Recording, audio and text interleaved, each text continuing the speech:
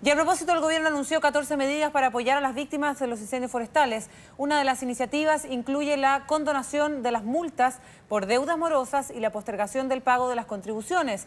Carolina Gallardo nos informa más. Carolina, buenas tardes.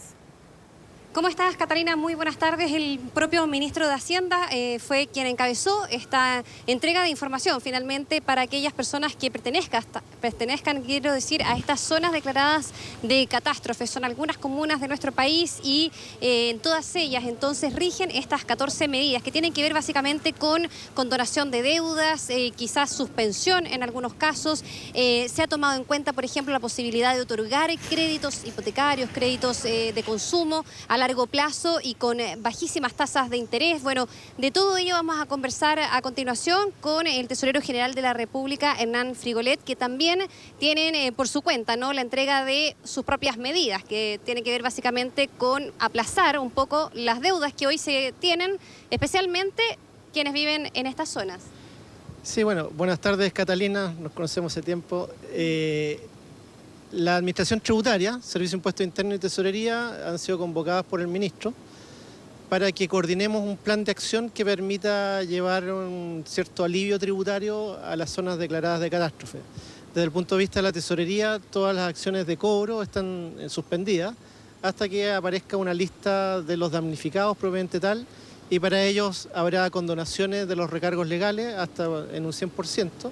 Y un proceso de pago en cuotas para aliviar la carga tributaria y también aliviar el pago de las deudas morosas que puedan tener los contribuyentes en esas regiones. Se suspenden también los remates, conversábamos en las zonas declaradas de catástrofe. Todas las acciones de cobro, partiendo por los remates, que es el más apremiante, después todo lo que son notificaciones de demandas, ya sea de tipo administrativa, vía telefónica, correo electrónico, con nuestros recaudadores que van y notifican en terreno. Y por lo tanto, en ese sentido no va a haber ninguna acción de la tesorería que esté en las comunas que están declaradas de catástrofe. Ahora, esto en materia general, es decir, se aplica en primera instancia a las comunas que están hoy declaradas como zona de catástrofe, y luego que se va levantando la información se va acotando a los que verdaderamente están afectados. Exactamente, todas las acciones de cobro entran en una situación de suspensión. Una vez que ya la emergencia pasa, y esperemos que pase luego, se hace la nómina de los damnificados. Ahí la ONEMI y las instancias de los municipios son los que confeccionan ese catastro, y en función de eso se nos hace llegar a la Administración Tributaria, al Servicio de Impuesto Interno y a nosotros, para tomar las acciones que están propuestas en las 14 medidas de la Administración Tributaria, y que contempla también algunas acciones del Banco Estado para entregarle recursos por la vía de créditos blandos a los que también sean consignados como damnificados. Pero consignar también que el Banco Estado está haciendo lo propio en este sentido, también una petición del Ministerio de Hacienda de postergar y muchas veces suspender quizás aquellas deudas que tengan a propósito de créditos hipotecarios, créditos de consumo, para obviamente apaciguar un poco los gastos que se vienen, y en ese sentido entonces se suman a estos plazos que ustedes entregan. Acá hablamos de un cobro judicial, por ejemplo, que puede ser postergado hasta 6 meses.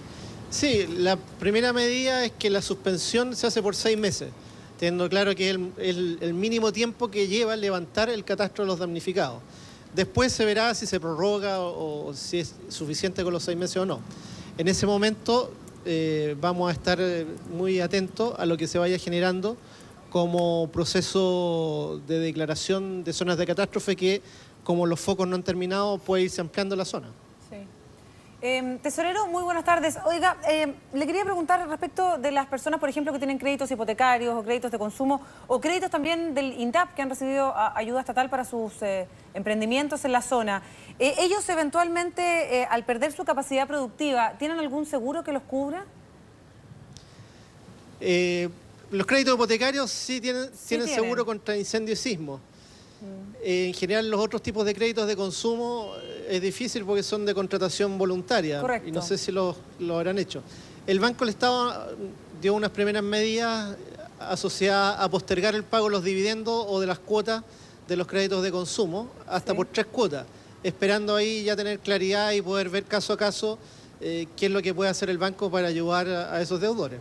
Tesorero, me aprovecho de su condición de economista experimentado en este tipo de temas. Respecto de la capacidad productiva, nuevamente le pregunto, ¿dónde debiera estar enfocado el apoyo que debieran recibir estas familias?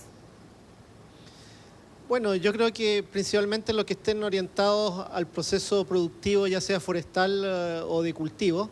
INDAP es la institución que tendrá que canalizar los recursos para darle los créditos suficientes para que puedan capear el corte de la producción que están teniendo. Los sectores forestales probablemente sean los más complicados porque el ciclo de producción es muy largo. Correcto. Bien. Muchas gracias. Muchísimas gracias, tesorero, por habernos otorgado esta información que es sumamente importante. Sabemos que aquellas familias, aquellas personas que están siendo afectadas hoy día probablemente se hayan quedado... Se ha pensado en la documentación. Sí. Muy importante. Bueno, escuchábamos a Carolina que estaba con el tesorero y este anuncio tan importante, ¿no? Condonar la multa a quienes tengan deudas morosas, ¿no? En la zona de los incendios forestales. Vamos a cambiar.